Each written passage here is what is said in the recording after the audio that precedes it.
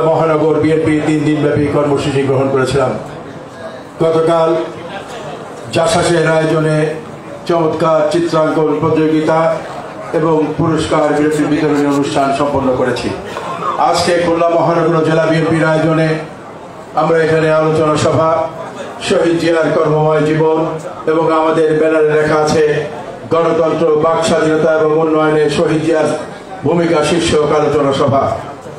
দ্বিতীয় দিন আজকে বিকালবেলা 3টায় জাতীয়তাবাদী ছাত্রদল খুলনা মহানগর জেলা শাখার উদ্যোগে আন্তঃ কলেজ ফুটবল টুর্নামেন্টের চূড়ান্ত খেলা খুলনা জেলা স্টেডিয়ামে অনুষ্ঠিত হবে।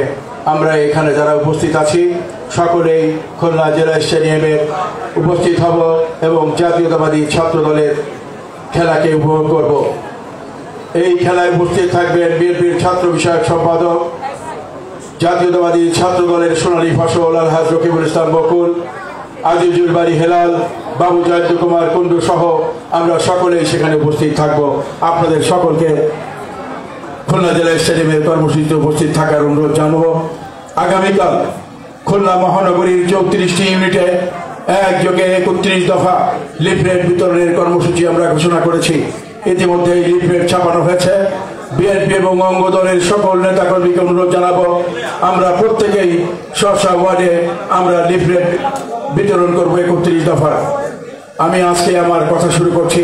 আমি আমার বক্তব্যের শুরুতেই গভীর শ্রদ্ধার সাথে স্মরণ করছি ইতিহাসের ক্ষণজন্মা মহাপুরুষ, মহানায়ক, বাংলাদেশের রাখাল রাজা শহীদ রাষ্ট্রপতি জিয়াউর রহমানকে স্মরণ করছি, দেশনেত্রী বেগম খালেদা জিয়াকে, যিনি এখনো লন্ডনে চিকিৎসাধীন অবস্থায় আছে। মহান রব্বুল আলামিনের কাছে ফরিয়াদ করবো, মহান রব্বুল আলামিন যেন আমাদের প্রিয় নেত্রীকে আমাদের মাঝে আবার সুস্থ শরীরে ফিরিয়ে দিয়ে আমাদের দলের নেতৃত্ব দেওয়ার সুযোগ করে দেন।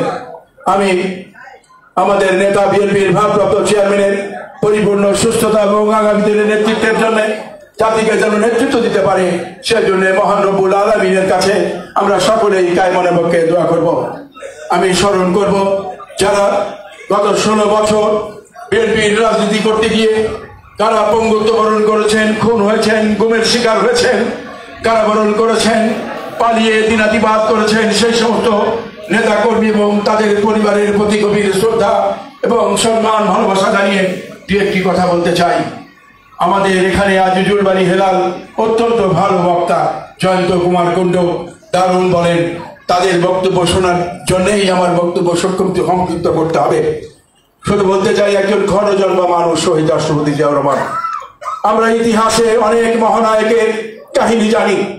কেউ কেউ একটি ঘটনার জন্য মহানায়ক হয়েছেন। শহীদ রাষ্ট্রপতি জিয়াউর রহমান একটি দুটি নয়, অসংখ্য ঘটনার জন্যই হয়েছেন নায়ক থেকে মহানায়ক। 1981 সালের 30 মে চট্টগ্রাম সার্কিট হাউসে যে বাতি নিভিয়ে দেওয়া হয়েছিল, যে বাতিকে নিভিয়ে দিয়ে বাংলাদেশকে পঙ্গুত্ব, বাংলাদেশকে নেতৃত্ব শূন্য করবার ষড়যন্ত্র হয়েছিল, তখন 1757 সালের পলাশীর প্রান্তরে নবাবের পতনের পরে নবাবকে হত্যার মধ্য দিয়ে যখন সবাই বলেছিল কে দেবে আশা, কে দেবে ভরসা, কে শোনাবে জাগরণের বাণী, ঠিক সেই মুহূর্তে আবার আবির্ভূত হলেন বাংলাদেশের দেশনেত্রী বেগম খালেদা জিয়া। শহীদ রাষ্ট্রপতি জিয়াউর রহমান শুধু একজন মহানায়ক নন, একজন উদার রাজনৈতিক ব্যক্তিত্ব, একজন সাহসী ব্যক্তিত্ব, যার ঘোষণা ছিল, যার যে বয়স ছিল কত, তিনি যখন স্বাধীনতার ঘোষণা দেন তখন তার বয়স ছিল কত, যে বয়সে এখন ছাত্ররা লেখাপড়া করে, সেই বয়সে ছোট্ট 2টি শিশু সন্তানকে রেখে, সুন্দরী স্ত্রীকে রেখে তিনি স্বাধীনতার ঘোষণা দিলেন। তিনি কোনো কিছুর পরোয়া করলেন না, মৃত্যুর পরোয়া না করে একটি ড্রামে দাঁড়িয়ে বললেন উই রিভোল্ট। আমি কিন্তু বারবার মনে করি, আজকে যখন 25, 26 বা 30 বছরের কোন যুবককে দেখি নেশাগ্রস্ত অথবা টালমাটাল অবস্থায়, তখন মনে করি এই সময় সেই তো আমাদের নেতা বাংলাদেশের দায়িত্ব নিয়েছিলেন, উনি রিভোল্ট শব্দটি উচ্চারণ করতে পেরেছিলেন, গোটা জাতিকে ঐক্যবদ্ধ করতে পেরেছিলেন, এই বয়সে তো তিনি পেরেছিলেন।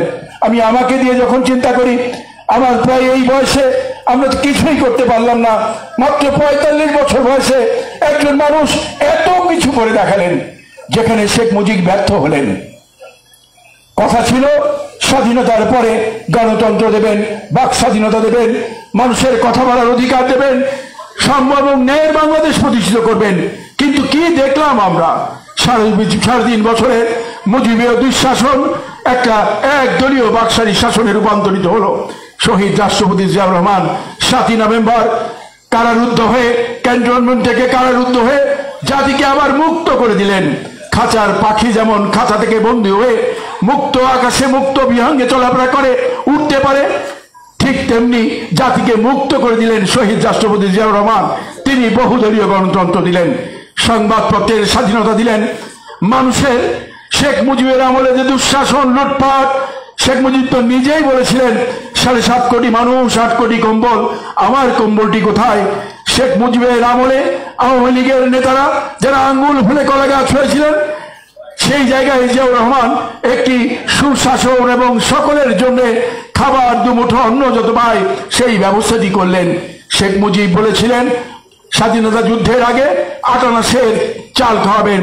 সেখানে সেই আমলেই মানুষকে কি দামে চাল কিনে খেতে হয়েছে, কিভাবে মানুষকে চলতে হয়েছে, সেই দুর্ভিক্ষ অবস্থা থেকে জাতিকে মুক্ত করে একটি আত্মনির্ভরশীল জাতিতে রূপান্তরিত করবার জন্য এক মহানায়ক এগিয়ে আসলেন। যে মহানায়ক জাতিকে গণতন্ত্র শুধু উপহার দেননি, একটি দলের জন্ম দিলেন, যে দলটির দর্শন হলো বাংলাদেশি জাতীয়তাবাদ। আর এই জাতীয়তাবাদের আলোকে সকল মানুষকে, সকল জাতিকে এক করে এক মানচিত্রে নিয়ে আসলেন, একই জায়গায় নিয়ে আসলেন।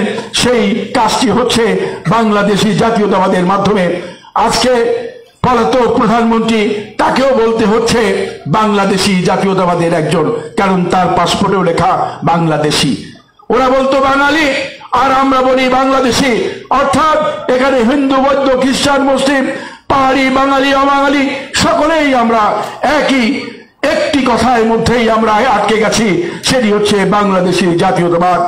প্রিয় নেতৃবৃন্দ, সমাবেশ, আজকে আমরা যারা শহীদ জিয়ার দল করি, একজন সৎ মানুষ ছিলেন, একজন সাহসী মানুষ ছিলেন।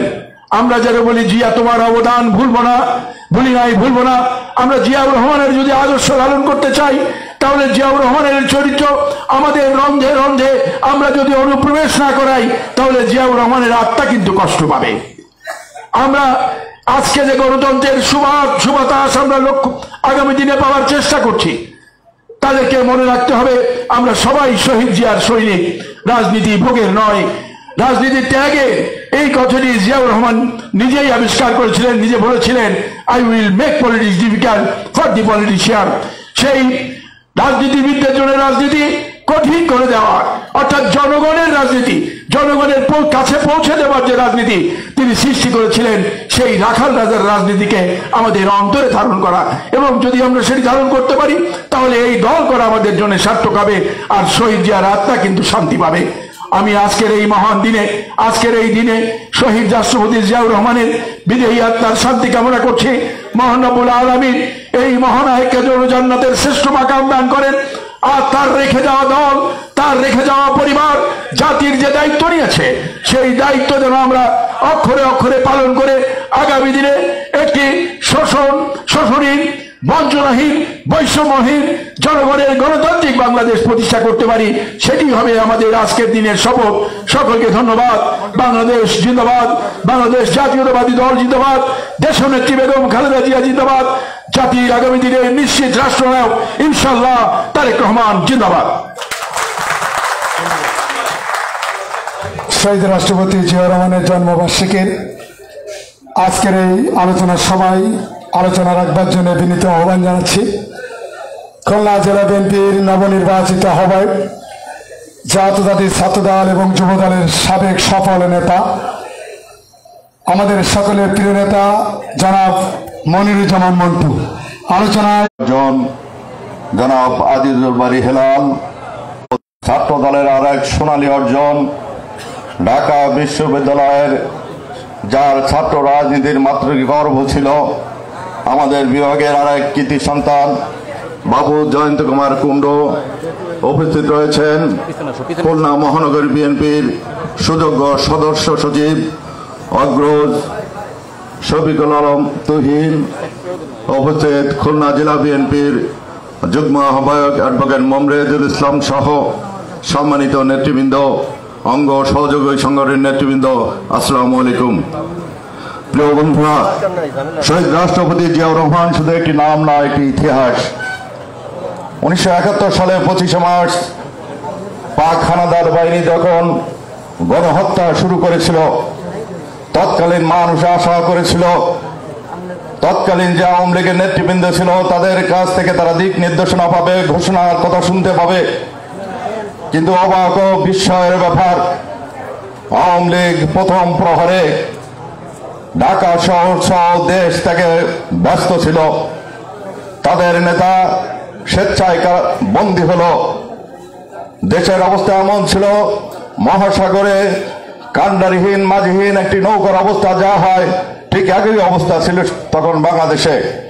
এমনই একটি সময় বাংলাদেশের মানুষ দেখল একজন মেজরের কণ্ঠ, যিনি বিদ্রোহ, তৎকালীন পাকিস্তানি সেনাবাহিনীর বিরুদ্ধে বিদ্রোহ ঘোষণা করে বাংলাদেশের স্বাধীনতা ঘোষণা করল। এবং শহীদ রাষ্ট্রপতি জিয়া রহমান, তৎকালীন মেজর জিয়াই সর্বপ্রথম ওই রিভোল্ট বলে আনুষ্ঠানিক যুদ্ধ শুরু করেছিল। এই কথাটি আওয়ামী লীগ কখনো স্বীকার করতে চায় না। প্রকৃতি ইতিহাস 1 বছর 2 বছর নয়, 50 বছর পরে হলেও সত্য ইতিহাস উদ্ঘাটিত হয়। শহীদ রাষ্ট্রপতি জিয়াউর রহমান সমরে যুদ্ধ করেছেন, দেশ স্বাধীন হয়েছে, আবারও ব্যারাকে ফিরে গিয়েছেন। 7ই নভেম্বর 1975 সাল সিপাহী জনতা বিপ্লবের মাধ্যমে এদেশের দেশপ্রেমিক সিপাহী জনতা তাদের আস্থার ঠিকানা হিসাবে শহীদ রাষ্ট্রপতি জিয়াউর রহমানকে পুনরায় বেছে নিয়েছিলেন, তাকে দেশ শাসনের চেয়ারে বসিয়েছিলেন। এখানে আওয়ামী লীগ যে কথাটি বলতে চায় বারবার, এরশাদের জাতীয় পার্টি আর বিএনপি নাকি একই কৌশলে গঠিত হয়েছিল, ইতিহাস সেটা বলে না। ইতিহাস বলে এরশাদ জোর করে ক্ষমতাসীন হয়েছিল আর শহীদ রাষ্ট্রপতি জিয়াউর রহমানকে দেশপ্রেমিক সিপাহী জনতা ক্ষমতায় বসিয়েছিল।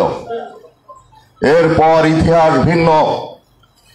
যে আশাটি নিয়ে মহান মুক্তিযোদ্ধারা জীবন বাজি রেখে যুদ্ধ করেছিল, আমরা একটি স্বাধীন ভূখণ্ড পাবো, যে ভূখণ্ডে থাকবে গণতন্ত্র, সাম্য, ন্যায় বিচার, মানবিক অধিকার, মানবিক মর্যাদা, যেখানে থাকবে আইনের শাসন। কিন্তু স্বাধীনতার উষা লগ্নে এদেশের মানুষ পেয়েছিল কি? গণতন্ত্রে প্রতিষ্ঠা করলেন। আজকের আওয়ামী লীগ, যদি আমি বলি এই আওয়ামী লীগের স্রষ্টা জিয়াউর রহমান, আপনারা অনেকে অবাক হবেন। কিন্তু ওদের নেতা শেখ মুজিব যখন মৃত্যুবরণ করেছিল তখন বাকশালের নেতা হিসাবে মৃত্যুবরণ করেছিল। পরবর্তীতে আওয়ামী লীগের এক নেতার আবেদনের প্রেক্ষিতে শহীদ রাষ্ট্রপতি জিয়া রহমানের শাসনামলে তাদের এই রাজনৈতিক নিবন্ধন দেওয়া হয়েছিল। অতএব শহীদ রাষ্ট্রপতি জিয়াউর রহমানের শাসনামলে বর্তমান আওয়ামী লীগের জন্ম হয়েছে নতুন ভাবে। যে আওয়ামী লীগ বড় বড় কথা বলে গণতন্ত্রের কথা, আওয়ামী লীগ যখনই বাংলাদেশের ক্ষমতায় এসেছে তখনই তারা লুটপাটে ব্যস্ত হয়েছে, তারা গণতন্ত্রকে ভুলুণ্ঠিত করেছে, প্রকৃত মুক্তিযুদ্ধের চেতনাকে তারা ভুলুণ্ঠিত করেছে। আর বিএনপি যখন ক্ষমতায় এসেছে তখন মানুষকে গণতন্ত্র দিয়েছে, বাক স্বাধীনতা দিয়েছে। এই হচ্ছে আওয়ামী লীগ আর বিএনপির মধ্যে পার্থক্য। দীর্ঘ বক্তব্য রাখার অবকাশ নাই, শুধুমাত্র বলতে চাই শহীদ রাষ্ট্রপতি জিয়াউর রহমান এ জাতিকে একটি মূল্যবান দর্শন দিয়েছেন। সেই দর্শনটি হলো বাংলাদেশী জাতীয়তাবাদ, যে বাংলাদেশী জাতীয়তাবাদের ছায়াতলে সকল ধর্ম বর্ণ নির্বিশেষে সকল মানুষ ঐক্যবদ্ধ হতে পারে, যে বাংলাদেশী জাতীয়তাবাদের ভিত্তির উপর দাঁড়িয়ে বাংলাদেশের ন্যাশনাল কনসেনসাস হতে পারে, যে বাংলাদেশী জাতীয়তাবাদের উপর দাঁড়িয়ে ঐক্যবদ্ধ বাংলাদেশিরা কোন আগ্রাসী শক্তির বিরুদ্ধে জোরালো লড়াই করতে পারে। প্রিয় বন্ধুরা, আজকে তার জন্মদিনে আমাদেরকে নতুন করে চিন্তা করতে হবে। তার রেখে যাওয়া যে কর্মকাণ্ড সেগুলো আমাদের সম্পন্ন করতে হবে। আমাদের ভারপ্রাপ্ত চেয়ারম্যান জনাব তারেক রহমানের নেতৃত্বে আমরা এদেশে আবারও বহুদলীয় গণতন্ত্র প্রতিষ্ঠা করতে চাই। আমরা এদেশের মানুষের বাক স্বাধীনতা ফিরে দিতে চাই। আমরা আইনের শাসন দেখতে চাই, আমরা গণতন্ত্র দেখতে চাই। এই জন্য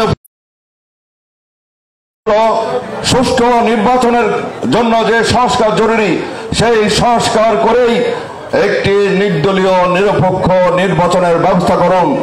এরপরে নির্বাচিত সংস্কার প্রয়োজনীয় নির্বাচিত সরকারি প্রয়োজনীয় সংস্কার করবে। আর নির্বাচিত সরকারি পারে বহির্বিশ্বে আমাদের কি নীতি হবে?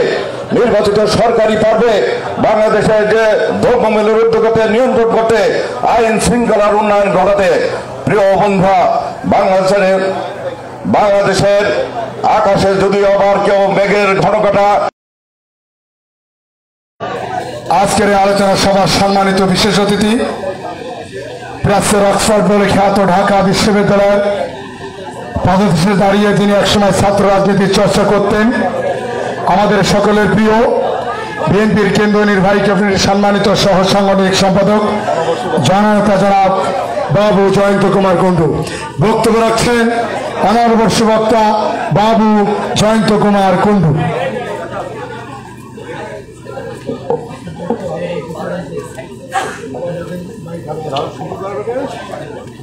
উপমহাদেশের কিংবদন্তি মানব, মহান স্বাধীনতার ঘোষক, আধুনিক বাংলাদেশের স্থপতি শহীদ প্রেসিডেন্ট জিয়াউর রহমানের 89তম জন্মদিন উপলক্ষে আজকের এই আলোচনা সভার সম্মানিত সভাপতি, আমাদের অত্যন্ত শ্রদ্ধাভাজন নেতা, খুলনা মহানগর বিএনপির বিপ্লবী আহ্বায়ক জনাব অ্যাডভোকেট শফিকুল আলম মনা, আমাদের মাঝে প্রধান অতিথি হিসেবে ইতিমধ্যেই আসন অলঙ্কৃত করেছেন আপনাদের অত্যন্ত প্রিয় নেতা, আপনাদের অত্যন্ত ভালোবাসা এবং ভালো লাগার মানুষ, বাংলাদেশ জাতীয়তাবাদী দলের কেন্দ্রীয় সংসদের সাবেক সভাপতি এবং সাধারণ সম্পাদক, আমার অত্যন্ত শ্রদ্ধেয় বড় ভাই, বিএনপির তথ্য বিষয়ক সম্পাদক জননেতা আজিজুল বারী হেলাল। উপস্থিত রয়েছেন খুলনা জেলা বিএনপির নবগঠিত কমিটির সংগ্রামী আহ্বায়ক, সাবেক ছাত্রনেতা জনাব মনিরুজ্জামান মন্টু। উপস্থিত আছেন খুলনা মহানগর বিএনপির সংগ্রামী সদস্য সচিব, একজন পরিশ্রমী নেতা, সাবেক ছাত্রনেতা জনাব শফিকুল আলম তুহিন। উপস্থিত আছেন খুলনা মহানগর বিএনপির সম্মানিত সিনিয়র যুগ্ম আহ্বায়ক, খুলনার আইন আদালতের অঙ্গনের বিশিষ্ট আইনজীবী জনাব অ্যাডভোকেট মমরেজুল ইসলাম।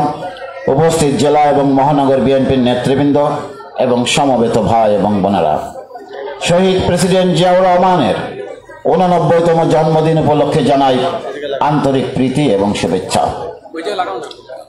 প্রেসিডেন্ট জিয়াউর রহমান তিনি কবে জন্মগ্রহণ করেছেন, কবে মৃত্যুবরণ করেছেন, তিনি কি কি কাজ করেছেন, সে তথ্য আপনারা কম বেশি সবাই জানেন। আমি শুধু একটি তুলনামূলক এবং তাত্ত্বিক বিষয়ে আলোকপাত করতে চাই। সেটি হচ্ছে 1757 সালে এই বাংলার স্বাধীনতা সূর্য অস্তমিত হয়।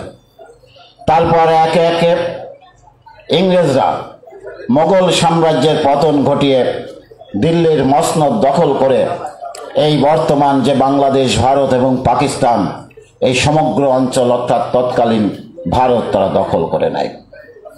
দীর্ঘ বছরের পর বছর সংগ্রাম হয়েছে, আন্দোলন হয়েছে, ক্ষুদিরাম তিতুমির অনেকে জীবন দিয়েছেন, অনেকে ফাঁসির বরণ করেছেন, কিন্তু ব্রিটিশদের টলাতে পারেনি। আমরা সেদিন দেখেছি একজন পলিটিশিয়ান, একজন ভালো ছাত্র, যিনি মূলত ছিলেন রাজনীতিবিদ, যিনি ছিলেন একজন বাঙালি এবং কংগ্রেসের সভাপতি, তিনি সেদিন ব্রিটিশদের বিরুদ্ধে স্বাধীনতা সংগ্রামের জন্য একজন সমর নায়কে পরিণত হয়েছিলেন এবং একটি বাহিনী গঠন করেছিলেন। সেনাবাহিনীর প্রধান হয়েছিলেন, তিনি হচ্ছেন নেতাজি সুভাষচন্দ্র বসু। এবং তিনি জাপানের সহযোগিতায় সে আজাদ হিন্দ ফৌজ গঠন করে সম্মুখ সমরে যুদ্ধে লিপ্ত হয়েছিলেন। আর তারপরে আমরা দেখলাম সেদিন তো ব্রিটিশ বাহিনীতে ভারতীয়রা অনেকেই সেনাবাহিনীর চাকরিতে ছিলেন, অনেকেই মেজর ছিলেন, জেনারেল ছিলেন, কেউ কিন্তু এগিয়ে আসেননি। ঠিক তেমনি ভাবে 1971 সালের একজন সামরিক বাহিনীর অফিসার, যিনি ছিলেন সামরিক কর্মকর্তা, কিন্তু তিনি সেদিন একাধারে সামরিক কর্মকর্তা এবং রাজনৈতিক নেতার ভূমিকায় অবতীর্ণ হয়েছিলেন। 26শে মার্চ 1971 তিনি হলেন আমাদের মহান স্বাধীনতার ঘোষক শহীদ প্রেসিডেন্ট জিয়াউর রহমান। অর্থাৎ আমাদের এই উপমহাদেশের শত শত বছরের ইতিহাস যদি আমরা বিশ্লেষণ করি, তাহলে আমরা দুইজন নেতাকে খুঁজে পাই যারা প্রকৃত অর্থেই স্বাধীনতার জন্য যুদ্ধ শুরু করেছিলেন। নেতাজি সুভাষ বসু সেদিন হয়তো বা ব্যর্থ হয়েছিলেন, কিন্তু মেজর জেনারেল জিয়াউর রহমান কিন্তু ব্যর্থ হননি, তিনি সফল হয়েছিলেন। তিনি স্বাধীনতার ঘোষণা করে রাজনৈতিক নেতৃত্বের ব্যর্থতাকে আড়াল করে দিয়ে তিনি সেদিন সামরিক এবং রাজনৈতিক দুই সেক্টরে ভূমিকা পালন করেছিলেন এবং নেতৃত্ব দিয়েছিলেন। প্রিয় বন্ধুগণ, আজ আমরা দেখতে পাই আওয়ামী লীগ এবং তাদের পদলহনকারী কিছু রাজনৈতিক দল, অতীতে আমরা দেখেছি ওই জাসদের হাসানুল হক ইনো, ওয়ার্কার্স পার্টির রাশেদ খান মেনন সহ তারা কথায় কথায় শেখ হাসিনার সাথে সুর মিলিয়ে শহীদ জিয়াকে খাটো করবার চেষ্টা করেছেন। একটা অসভ্য মন্ত্রী, কয়েকদিন আগেও দেখলাম গ্রামে, আমরা দেখেছি ছোটবেলায় যখন দুই বন্ধু মারামারি করতাম, তো একজন তলে পড়লেও সে বলতো আমার হাত তো তোর পিঠের উপরে আছে, আমি ফার্স্ট হয়েছি। ওইরকম একটা বেয়াদব মন্ত্রী অ্যাডভোকেট কামরুল ইসলাম প্রায়ই বলতেন জিয়াউর রহমান ছিলেন নাকি পাকিস্তানের চর। আরে কামরুল, আরে হাসান মাহমুদ, জিয়াউর রহমান যদি যুদ্ধ না করতেন তোমার বাবা কোনোদিন মুক্তি পেত না। জিয়াউর রহমান যদি যুদ্ধ না করতেন তোমার বোন হাসিনা সন্তান সম্ভাবনা হয়ে পাকিস্তানি সেনা কর্মকর্তাদের আপ্যায়নে পিজি হসপিটালে জয়কে অর্থাৎ সন্তান প্রসব করতে পারতেন না সসম্মানের সাথে। জিয়াউর রহমান যদি যুদ্ধ না করতেন তোমাদের নেতা 10ই জানুয়ারি পাকিস্তান থেকে ইংল্যান্ড, ইংল্যান্ড থেকে দিল্লি, দিল্লি থেকে জীবনে ঢাকা পৌঁছানোর সুযোগ পেতেন না।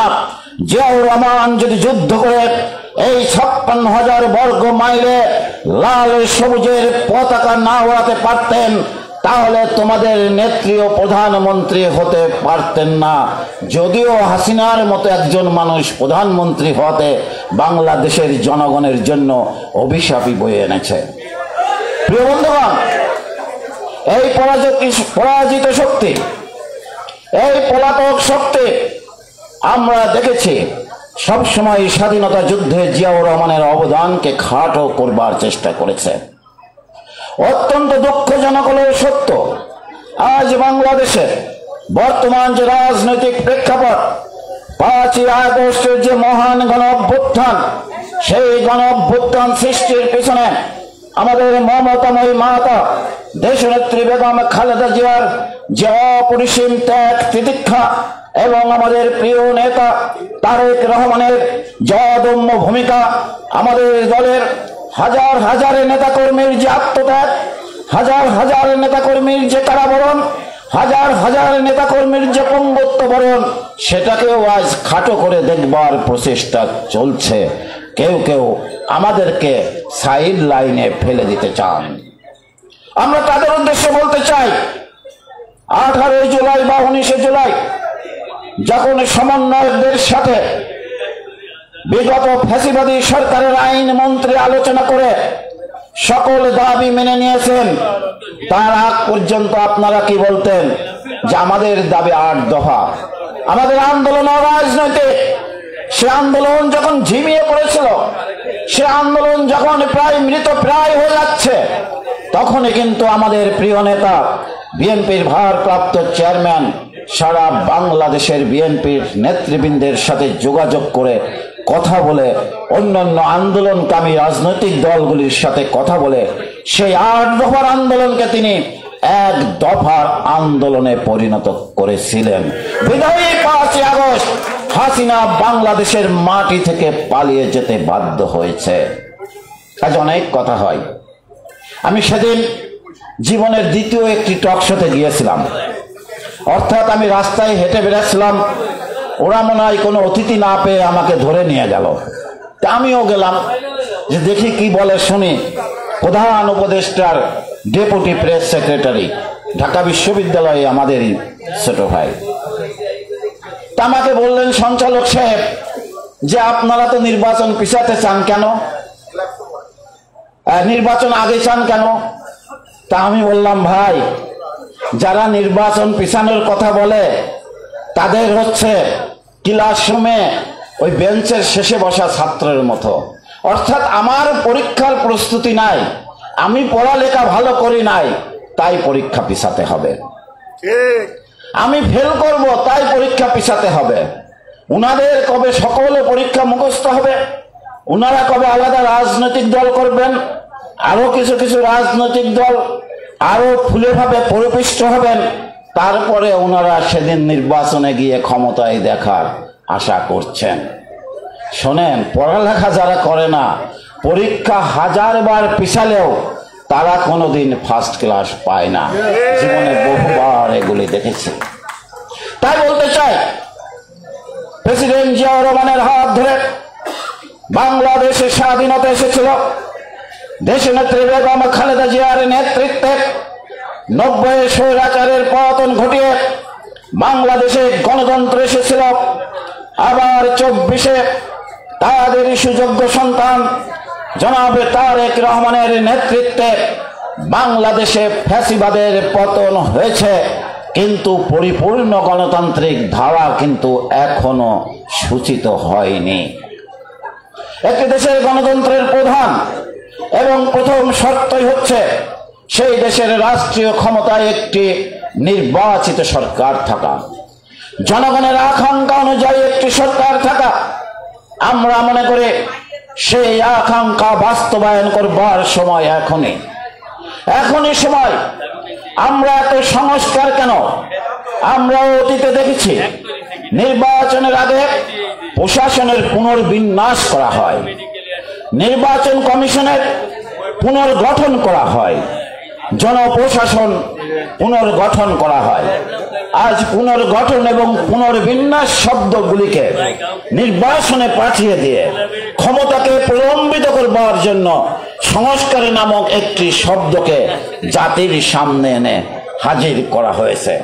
তারপরেও বলতে চাই, সংস্কার সংস্কার সংস্কার সংস্কার যেন কুসংস্কারে পরিণত না হয়। অনেকেই হাম্বিতাম্বি দেখাচ্ছেন, অনেকেই আস্ফালন করছেন, অনেকেই আমাদের দলীয় ব্যানারে থেকে বিভিন্ন পদ পদবিতে আসীন হয়ে তারা আস্ফালন করেন। তারা আমাদের মতো লোকজনের ভয় দেখান, ভীতি দেখান। তাদেরকে বলতে চাই, ভয় আমরা কামারের বাড়ির বিড়াল, আমরা কখনোই কিন্তু ঠকঠকির ভয় পাই না। আমরা অতীতে স্বৈরাচার দেখেছি। এই জীবনে শিশু বয়সে হয়তোবা মুক্তিযুদ্ধের কথা আমাদের স্মরণ নাই, আমার মতো যারা আছি, কিন্তু আমরা 90-এর আন্দোলন করেছি, 24-এর আন্দোলন করেছে। তার আগে ধারাবাহিকভাবে ছাত্র রাজনীতির মাধ্যমে বাংলাদেশের শিক্ষাঙ্গনে আমরা ইস্পাত কঠিন দৃঢ় আন্দোলন সংগ্রামে বিভিন্ন সময় অবতীর্ণ হয়েছি। প্রিয় ভাই আমার, আমি বক্তব্য বেশি দিতে চাই না, হেলাল ভাই বক্তব্য দেবেন। শুধু একটি কথা বলতে চাই, আমরা শহীদ জিয়াকে নিয়ে গর্ব করি, আমরা বেগম খালেদা জিয়াকে গর্ব করি, আমরা তারেক রহমানের নেতৃত্বকে নিয়ে গর্ব অনুভব করি। কিন্তু আমরা কি তাদের মতো আমরা কাজগুলি করি? আমরা কি প্রকৃত অর্থে তাদের যে জীবনধারা ছিল সেই জীবনধারাকেও অনুসরণ করি? এখন বাসে করে যদি কোথাও আমরা মিটিং করতে যাই, আমাদের নাকি সম্মান থাকে না। আমরা কম টাকার পোশাক পরে যদি চলাফেরা করি, আমাদের নাকি সম্মান থাকে না। আমরা অল্প টাকার জুতা পরলে আমাদের নাকি সম্মান থাকে না। আমরা যখন ঢাকা বিশ্ববিদ্যালয় থেকে নয়াপল্টনের অফিসে গিয়েছি, আমাদের পকেটে 2 টাকা 3 টাকা 5 টাকা থাকলে আমরা খুশি হতাম।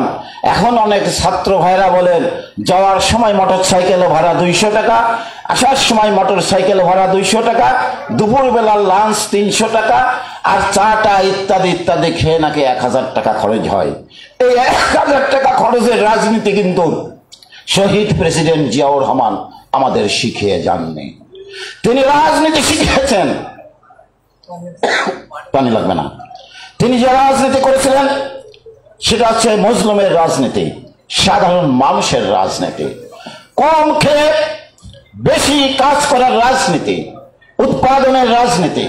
তাই এখানে যে সমস্ত ছাত্র ভাইয়েরা এবং যুবক ভাইয়েরা আছেন, যে সমস্ত নেতৃবৃন্দ আছেন, আজ আমাদের ভোগের রাজনীতি না বাদ দিয়ে আমাদেরকে ত্যাগের রাজনীতি করতে হবে। যদি দীর্ঘদিন আমাদের জনগণকে সেবা করতে হয়, যদি দীর্ঘদিন আমাদের নেতাকে এই দেশের নেতৃত্ব দানের জন্য সুযোগ করে দিতে হয়, আমাদের কিন্তু ত্যাগ স্বীকার করতে হবে, ভোগের মধ্যে গেলে হবে না। আজ অনেকেই আমাদের বলেন যে মুদ্রার এপিটারপি, না, তারা মিথ্যা বলেন। তাদের উদ্দেশ্যে আপনারা কবি নজরুলের একটি কবিতা আছে, কিছু মনে করবেন না, কবিতাটির নাম হচ্ছে বেশ্যা কবিতা। সাধুর নগরে বেশ্যা মরেছে, পাপের হয়েছে শেষ, বেশ্যার লাশ হবে না দাফন। ভুলে যাচ্ছি আর কি, হ্যাঁ, হবে না, বেশ্যার লাশ হবে না দাফন, এইটা সাধুর দেশ। একটি রাজনৈতিক দলের উদ্দেশ্যে আমি বলতে চাই, যারা আমাদেরকে মুদ্রার এপিট ওপিট বলেন, জীবিত বেশ্যা ভোগে তো আচ্ছা, মরিলেই যত দোষ। আবার বলি, জীবিত বেশ্যা ভোগে তো আচ্ছা, ধন্যবাদ। বাংলাদেশ জিন্দাবাদ, শহীদ জিয়া অমর হক, বেগম খালেদা জিয়া জিন্দাবাদ, তারেক রহমান জিন্দাবাদ।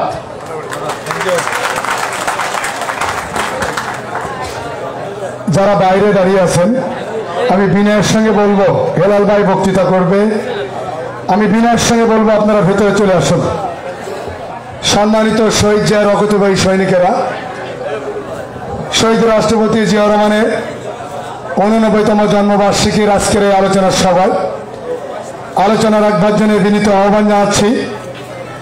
আজকের এই আলোচনা সভার মাননীয় প্রধান অতিথি, যিনি জ্ঞানগর্ভ, তথ্যভিত্তিক এবং ইতিহাস সমৃদ্ধ বক্তৃতা করে থাকেন, যার কাছ থেকে আমাদের অনেক শুনবার আছে, বিএনপির কেন্দ্রীয় নির্বাহী কমিটির সম্মানিত তথ্য বিষয়ক সম্পাদক, প্রাচ্যের অক্সফোর্ড বলে খ্যাত ঢাকা বিশ্ববিদ্যালয়ের এক সময়ের মেধাবী ছাত্র, জামাতী ছাত্রদলের সফল সভাপতি, জনগণনন্দিত নেতা জননেতা জনাব আজিজুল বারী হেলাল বক্তব্য রাখছেন। জননেতা জনাব আজিজুল বারী হেলাল।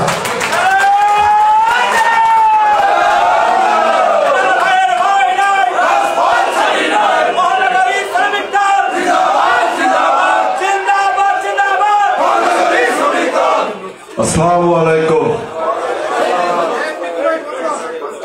স্বাধীনতার মহান ঘোষক, বহুদলীয় গণতন্ত্রের প্রবক্তা, বিএনপির চেয়ারপারসন, বিএনপির প্রতিষ্ঠাতা চেয়ারম্যান শহীদ প্রেসিডেন্ট জিয়াউর রহমানের জন্মবার্ষিকী উপলক্ষে খুলনা মহানগর এবং জেলার উদ্যোগে যে আলোচনা সভা অনুষ্ঠিত হচ্ছে, এই আলোচনা সভার সম্মানিত সভাপতি, আমাদের খুলনা জেলা এবং মহানগরীর অভিভাবক হিসাবে তিনি দীর্ঘদিন রাজনীতি করছেন, মহানগরীর সংগ্রামী সভাপতি অ্যাডভোকেট শফিকুল আলম মনা, আমাদের এখানে বিশেষ অতিথি হিসাবে উপস্থিত হয়েছেন আমাদের খুলনা বিভাগের সংগ্রামী সহ সাংগঠনিক সম্পাদক, সাবেক ছাত্রনেতা, একজন কথিত যশা বক্তা জয়ন্ত কুমার কুণ্ডু সহ আমাদের স্থানীয় নেতৃবৃন্দ এবং অঙ্গ সংগঠনের নেতৃবৃন্দ, সবাইকে জানাচ্ছি এই জন্মদিনের শুভেচ্ছা এবং অভিনন্দন। আমরা ভেবেছিলাম যে এখানে যে আলোচনা সভাটা হবে আমাদের এমন একজন নেতা শহীদ প্রেসিডেন্ট জিয়াউর রহমান, যার সম্বন্ধে আলোচনা করতে গেলে প্রচুর তার উপরে যত বই আছে সব বই অন্তত অনেকের পড়া উচিত, এবং তার সাথে যারা রাজনীতি করেছেন সেই সব ব্যক্তি যদি বক্তৃতা দিত তাহলে আমাদের এই অডিয়েন্সে যারা আছেন তারা আরো সমৃদ্ধ হতেন। এর বিপরীত দিকে আমি আরেকটি কথা বলতে চাই যে গত 4 বছরে আমরা এরকম শহীদ প্রেসিডেন্ট জিয়াউর রহমানের জন্মদিন অনুষ্ঠান করেছি, প্রথিতযশা বক্তা এনে যারা প্রেসিডেন্ট জিয়াউর রহমানের সাথে বক্তৃতা করেছেন। এখন প্রশ্ন উঠতেই পারে যে তাহলে কেন এবার আসলেন আমাদের মহানগর এবং জেলা বিএনপি এই উদ্যোগটা নিলেন না? আপনার যারা প্রেসিডেন্ট জিয়াউর রহমানের সাথে রাজনীতি করেছেন বা এই প্রেসিডেন্ট জিয়াউর রহমানের জীবনে এজন্য এবার আমাদের এই উদ্যোগটা ব্যতিক্রম ধরি, আমাদের বক্তাটাই হোক। আমরাও তাই না, প্রেসিডেন্ট জিয়াউর রহমান 1981 সালে শাহাদাত বরণ করেছেন। আজকে দেখেন প্রায় 44 বছর আগে, এই 44 বছরের একটা যুবক, এই 40 বছরের ঊর্ধ্বে একটা যুবক, সে যদি তাদেরকে প্রাধান্য দিয়েছে, তারাই প্রেসিডেন্ট জিয়াউর রহমানের সম্বন্ধে বক্তৃতা দিবেন। যদিও আমাদের প্রোগ্রামে বক্তার সংখ্যা ছিল এবার খুবই সীমিত, শুধু মহানগর এবং জেলার শীর্ষ নেতৃবৃন্দ এবং কেন্দ্রের থেকে যারা এসেছেন তারা বক্তৃতা দিয়েছেন। যাই হোক, আমি প্রথমেই বলতে চাই যে প্রেসিডেন্ট জিয়াউর রহমানের সাহস নিয়ে কথা বলতে চাই। দেখেন, সাহস এবং দেশপ্রেম এই দুইটা যদি একসাথে না থাকে তাহলে কোনো অসাধ্য সাধন করা যায় না। প্রেসিডেন্ট জিয়াউর রহমান জানতেন যে victory has many father's but defeat is অরফান, অর্থাৎ যারা বিজয়ী হয় তাদের অনেক অভিভাবক হয়ে যায়, তাই না, অনেক শিষ্য হয়ে যায়। যে বিজয়ী হয় অনেক লোক তার পক্ষে চলে যায়, বাট ডিফিট ইজ অরফান, যিনি পরাজিত হন তিনি এতিম হয়ে যায়। প্রেসিডেন্ট জিয়াউর রহমান জানতেন যে এই যুদ্ধে আমি যে ঘোষণা করলাম, এই যুদ্ধে যে আমি জড়ালাম, এই যুদ্ধে যদি আমরা পরাজিত হই তাহলে তার কি হবে। রাজনীতিবিদরা আপনারা সবাই জানেন, তখন সবাই কিন্তু একটা উদাসীন, সবাই মানে যুদ্ধের যে ঘোষণা দিতে হবে, মানুষকে যে ঐক্যবদ্ধ হবে, সবাই মুখে ছিপি এঁটেছিল। অনেক বড় বড় নেতা কিন্তু দেশ ছেড়ে চলে গিয়ে মানে আত্মসমর্পণ করেছিল, তাই না, অনেক কথা আপনারা জানেন। কিন্তু প্রেসিডেন্ট জিয়াউর রহমান জানতেন যদি আমি যুদ্ধের ঘোষণা দেই এবং যদি পরাজিত হয় তাহলে আমাকে এতিম হতে হবে, অর্থাৎ আমাকে দেশদ্রোহিতার দায়ে ফাঁসির কাস্টে ঝুলতে হবে।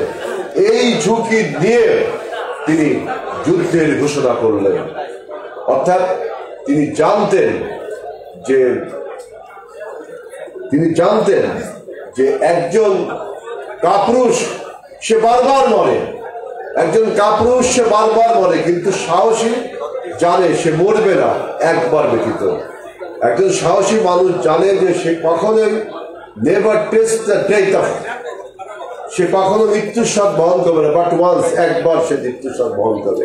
এটা প্রেসিডেন্ট জিয়াউর রহমান জানতেন, এই জন্য সেই সাহসী ভূমিকা তিনি নিতে পেরেছিলেন। আর দেখেন দেশপ্রেম, সাহসের সাথে তার দেশপ্রেম। যখন তিনি যে 8ম ইস্ট বেঙ্গল রেজিমেন্ট চট্টগ্রামে যখন চাকরি করছিলেন, তখন তার সেকেন্ড ইন তার যে commanding officer president Ziaur Rahman second in command ছিলেন, বললেন যে সোয়াত জাহাজ থেকে অস্ত্র খালাস করতে হবে। প্রেসিডেন্ট জিয়াউর রহমান অনেক বড় ন্যারেটিভ ছোট করে বলবেন, প্রেসিডেন্ট জিয়াউর রহমান তার পিস্তল ঠেকিয়ে, সে জেনারেল জানজোয়ার মাথায় পিস্তল ঠেকিয়ে বললেন, আই ডু রিভোল্ট, আমি বিদ্রোহ করলাম। আই ডু রিভোল্ট অর্থাৎ আমি বিদ্রোহ করলাম। এই যে সাহস তিনি দেখালেন, দেশপ্রেম থেকে তিনি যে সাহস দেখালেন, এই দেশপ্রেম থেকে যে সাহস তিনি দেখালেন, তার সেজন্যই সারা বাংলাদেশে তিনি যখন স্বাধীনতার যুদ্ধের ঘোষণা করলেন, তখন আমাদের দেশের একজন জনপ্রিয় ঔপন্যাসিক, আপনারা সবাই তার নাম শুনেছেন, হুমায়ুন আহমেদ, তিনি তার জ্যোৎস্না এবং জননীর গল্প একটা উপন্যাস আছে, অনেকে পড়েছেন। সেই উপন্যাসে দেখবেন তিনি লিখেছেন যে 27 তারিখ রাত 8টায়, অর্থাৎ তিনি যখন রেডিও খুলেছিলেন তখন রাত 8টা বাজে, যদিও সকালে ঘোষণা হয়েছে, রাত 8টায় রেডিওর নব তিনি ঘোরাতেই প্রেসিডেন্ট জিয়াউর রহমানের কণ্ঠ ভেসে আসলো। তিনি বর্ণনা করছেন, একজন সাহিত্যিক বর্ণনা করছেন যে তার জিয়াউর রহমানের সেই ঘোষণা সারা বাংলাদেশের মানুষের মধ্যে তীব্র ভোল্টেজের বিদ্যুতের মতো শক লেগে গেল যে তিনি স্বাধীনতার ঘোষণা করেছেন। সারা জাতি যুদ্ধে ঝাঁপিয়ে পড়ল। রাজনৈতিক ব্যক্তিরা তখন অনেকে আত্মসমর্পণ করলো, অনেকে লুকিয়ে গেল, অনেকে যে রাজনৈতিক দায়িত্ব পালন করার ছিল তিনি সেটা পালন করলেন না। সেই দিনই কিন্তু মানুষ তাকে বিবেচনা করেছিল যে Ziaur Rahman, major Zia, a soldier, he would be the politician, মানে সোলজার টার্ন পলিটিশিয়ান, একজন সৈনিক কিভাবে রাজনীতিতে পরিণত হলেন এক ঘোষণার মাধ্যমে, যে সাহস করে তিনি যে ঘোষণা দিয়েছিলেন। দেখেন, প্রেসিডেন্ট জিয়াউর রহমান, আপনারা জানেন যে 75 সালের নভেম্বর মাসে যে ক্যান্টনমেন্ট ভার্সেস বঙ্গভবনের মধ্যে যে অনেক বড় গল্প, অনেক বড় কাহিনী, অনেক বড় ইতিহাস, সংক্ষেপে যদি বলতে হয়, 75-এর নভেম্বর মাসে প্রেসিডেন্ট জিয়াউর রহমান রাজনৈতিক ক্ষমতায় আসীন হলেন।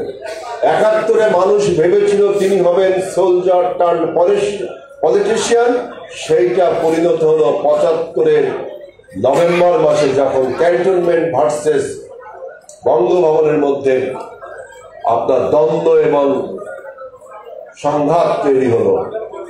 এবং ক্যান্টনমেন্টে 3রা নভেম্বর থেকে 7ই নভেম্বর কু এবং পাল্টা কু হলো, দুটি ঘটনা, বঙ্গভবন ভার্সেস ক্যান্টনমেন্ট, আবার ক্যান্টনমেন্টের ভিতরে 3রা নভেম্বর থেকে 7ই নভেম্বর পর্যন্ত কু এবং পাল্টা কু। এই সমস্ত ঘটনার ফলশ্রুতিতে প্রেসিডেন্ট জিয়াউর রহমান সৈনিকদের দ্বারা, অর্থাৎ বিদ্রোহী সৈনিকদের দ্বারা বন্দী হলেন, তাকে ক্যান্টনমেন্টে বন্দী করা হলো। 7ই নভেম্বর এই বন্দী অবস্থা থেকে তিনি মুক্ত হলেন। তখন বাংলাদেশের রাজনীতিতে একটা শূন্যতা বিরাজ করছিল, কারণ কোন রাজনীতিবিদ তখন রাজনীতিতে ছিলেন না, অর্থাৎ রাজনীতিতে শূন্যতা বিরাজ করছিল। এই শূন্যতার মধ্যে জিয়াউর রহমানের রাজনীতিতে ক্ষমতায় আসীন হওয়া একটা ইতিহাসের অনিবার্য পরিণতি ছিল, অর্থাৎ প্রেসিডেন্ট জিয়াউর রহমান রাজনীতিতে আসীন হয়েছিলেন ইতিহাসের অনিবার্য পরিণতিতে। 71 সালে যেমন অনিবার্য পরিণতিতে তিনি ঘোষণা করেছিলেন, ঠিক একইভাবে অনিবার্য পরিণতিতে তিনি বাংলাদেশের রাজনীতিতে আসীন হলেন। এজন্য একজন বিখ্যাত ঐতিহাসিক বলেছিলেন যে a hero appears in the world according to the need of his time. সময়ের প্রয়োজনে এই পৃথিবীতে এক একজন নায়কের আবির্ভাব হয়। 71 সালে সময়ের প্রয়োজনে প্রেসিডেন্ট জিয়াউর রহমান নায়কের মতো আবির্ভাব হয়েছে। 75 সালেও একইভাবে সময়ের প্রয়োজনে তিনি নায়কের মতো আবির্ভাব হয়েছিলেন। 71 সালে তিনি স্বাধীনতার যুদ্ধ ঘোষণা করেছেন সময়ের প্রয়োজনে, 75-এ তিনি ক্ষমতার শূন্যতা পূরণের জন্য তিনি আপনার রাজনৈতিক ক্ষমতায় আসীন হয়েছিলেন। এবং এই রাজনৈতিক ক্ষমতায় আসীন হয়ে তিনি একটি কথা বলেছিলেন যে রাজনীতিকে তিনি সংজ্ঞায়িত করেছিলেন যে national duty and national responsibility, অর্থাৎ জাতীয় দায়িত্ব এবং জাতীয় কর্তব্য। আমাদের সাধারণ সম্পাদক তুহিন কিছুক্ষণ আগে বক্তৃতায় বলেছেন যে প্রেসিডেন্ট জিয়াউর রহমান বলেছিলেন, I will make the politics difficult for the politicians.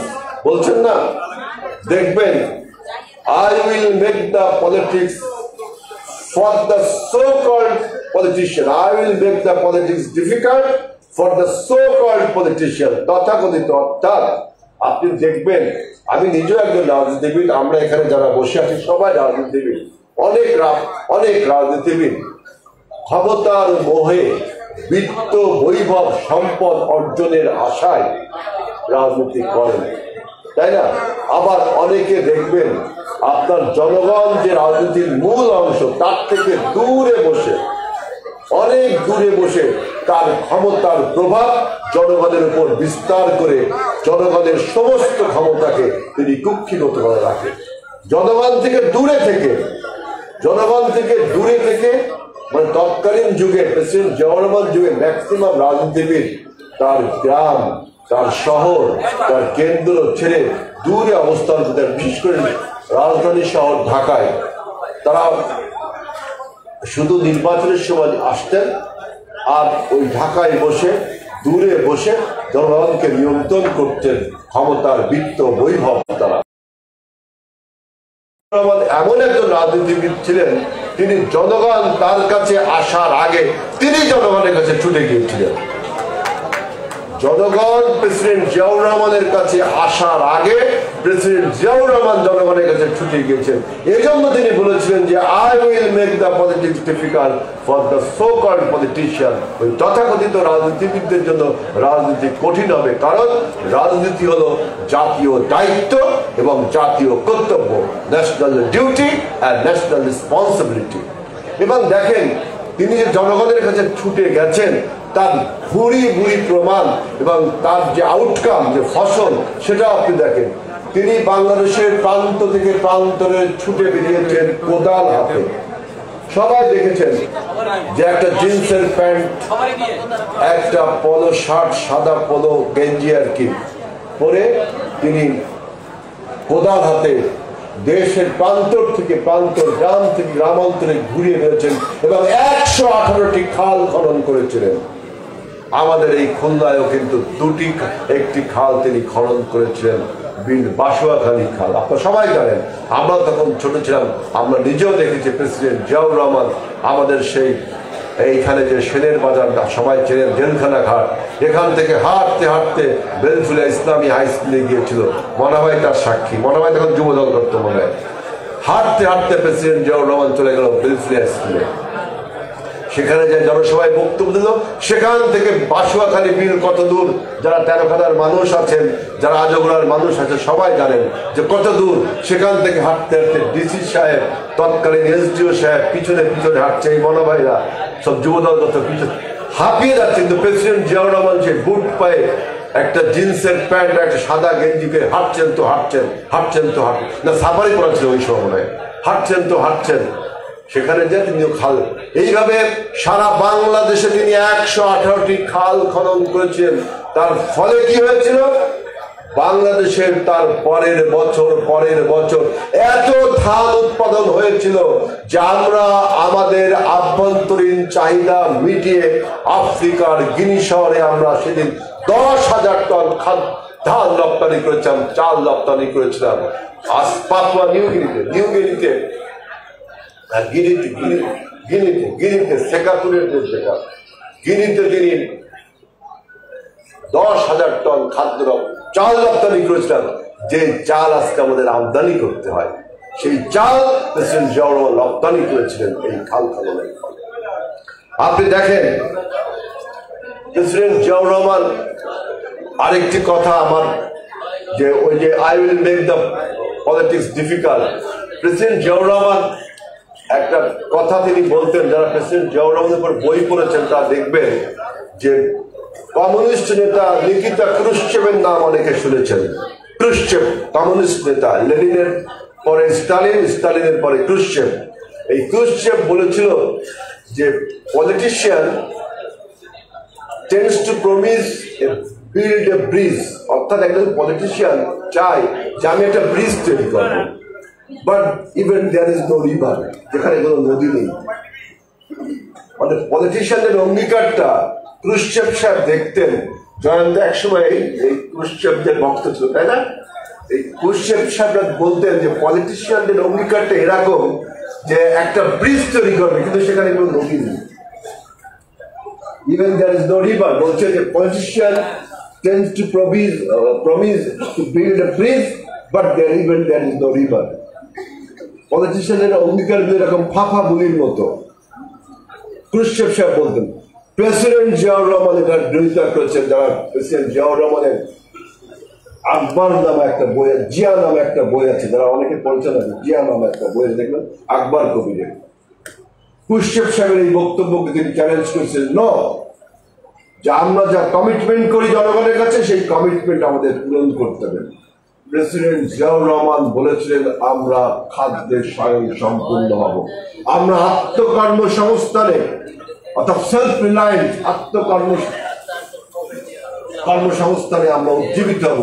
আমি খাদ্যের স্বয়ং সম্পূর্ণের কথাটা বললাম খাল খলের মধ্যে। আত্মকর্মসংস্থানের ব্যাপারে তিনি দেখেন এই বাংলাদেশে এই যে আজকে যে গার্মেন্টস ইন্ডাস্ট্রি দেখেন, বাংলাদেশের রপ্তানি আয়ের সবচেয়ে বেশি টাকা আসে গার্মেন্টস খাত থেকে। প্রেসিডেন্ট জিয়াউর রহমান নিজে ইউরোপ, আমেরিকা, বিভিন্ন জায়গা নিজে এই ব্যবসায়ীদের মতো কথা বলেছেন যে আমি তোমার যে কাপড় তুমি চীন থেকে বানাও 30 টাকা করে ডর্জন, আমি দেবো সেই কাপড় 20 টাকা করে ডর্জনে, তবুও তুমি আমার কাপড় নাও। প্রেসিডেন্ট জিয়াউর রহমানকে বলেছে আপনি তো কাপড় বানাতে জানেন না, আপনি আমাকে জানাবেন, আমি তাই জানবো। সেখান থেকে তিনি নিজে দেখলেন যে কিভাবে সেলাই মেশিন দ্বারা গার্মেন্টস তৈরি করা যায়। আমি খুব সংক্ষেপে বলে আসছি। সেইখান থেকে তিনি বাংলাদেশের যারা ব্যবসায়ী আছে তাদেরকে তিনি নিজে ব্যাংকের থেকে লোন দেওয়ার ব্যবস্থা করেন, যে তুমি এই সেলাই মেশিনকে সেট করো, আমি অর্ডার এনে দেবো। এইভাবে বাংলাদেশের গার্মেন্টস সেক্টর আজকে কি বুম আকার ধারণ করেছে আপনি দেখেছেন। সবচেয়ে বেশি টাকা ইনকাম হয় গার্মেন্টস সেক্টর, এখন এই গার্মেন্টস সেক্টর। অর্থাৎ জিয়াউর রহমান বলছিলেন নিকিতা ক্রুশ্চেভ, আমি যা বলি আমি তাই করি, আমার অঙ্গীকার হাপা ভূমির মতো নয়। এবং আজকে দেখেন আমাদের যে সেকেন্ড হাইয়েস্ট যে বৈদেশিক বাণিজ্যের আয় স্টিল নাও এখন পর্যন্ত, সেই প্রেসিডেন্ট জিয়াউর রহমান কবে মারা গেছেন, তার যে ফসল, তার যে ফলাফল কাজে এখনো আমরা বাংলাদেশের সমস্ত জনগণের ভূমিকা করছি। আমাদের সেকেন্ড বৈদেশিক আয় উপার্জন হয় কোথার থেকে?